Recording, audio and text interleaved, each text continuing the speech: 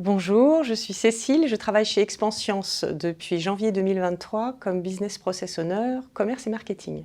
Je suis rentrée chez Expansience en 2015 en tant que consultante supply. J'ai accompagné des projets dans les filiales, au Mexique, en Italie et en Belgique, pour changer de prestataire informatique par exemple, ou installer un nouveau système de gestion. De 2016 à 2019, on a défini un corps modèle pour nos filiales, qu'on a déployé ensuite au Portugal et donc en Espagne. Plus récemment, j'ai surtout travaillé pour la France et le corporate pour les accompagner sur des projets de nouveaux business ou de nouveaux outils informatiques. Et donc ça jusqu'en décembre 2022.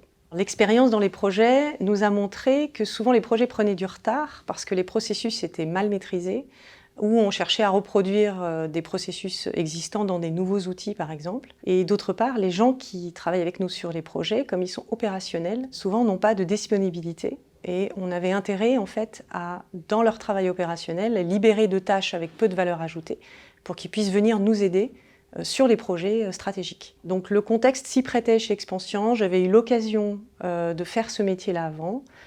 Donc j'ai choisi d'avancer en fait sur cette voie-là, ça a été validé par la direction. Et donc l'année 2023, c'est l'année où on déploie en fait cette démarche processus dans les autres métiers également, donc la finance, la RH ou la supply.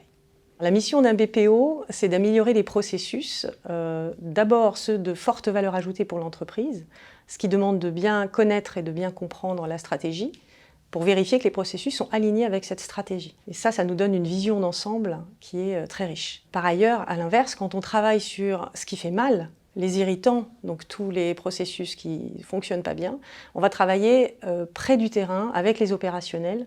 Donc c'est un métier qui est très humain, dans lequel on travaille à améliorer les choses pour les gens. Donc c'est cette double casquette qui est très intéressante dans ce métier. C'est un poste qui demande d'avoir la capacité de passer d'une vision stratégique très haut niveau à une qualité de suivi des choses très opérationnelles, donc très près du terrain.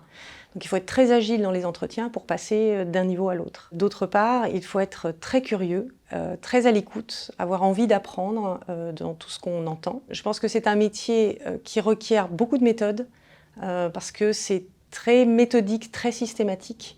Il faut savoir mettre les efforts là où ça vaut le coup de les mettre. Il ne faut pas vouloir tout couvrir non plus, il faut être intelligent par rapport à ça. Et dernier point, il faut avoir une volonté farouche d'améliorer les choses. Il faut vraiment avoir une volonté, le courage d'avancer et en même temps d'être très patient. Parce que le changement, ça s'accompagne, ça se prépare, ça ne se décrète pas. Et donc il faut être patient et bienveillant.